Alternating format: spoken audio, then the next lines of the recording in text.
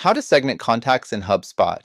Welcome to today's video on HubSpot, where we'll be discussing one of the most powerful features in the platform, contact segmentation. Segmenting your contacts is crucial for creating targeted marketing campaigns, improving customer engagement, and ultimately driving more sales. In this video, we'll explore the different ways to segment contacts in HubSpot and provide you with actionable tips to get the most out of this feature.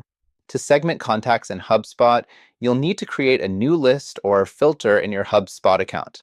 This can be done by going to the Contacts tab, clicking on the three dots next to the list you want to segment, and selecting Create a New List. From there, you can choose the criteria you want to use to segment your contacts, such as company size, job title, or industry. Another way to segment contacts is by using filters. Filters allow you to narrow down your contacts based on specific criteria, such as company location or purchase history. To create a filter, go to the Contacts tab, click on the three dots next to the list you want to filter, and select Create a New Filter. From there, you can choose the criteria you want to use to filter your contacts.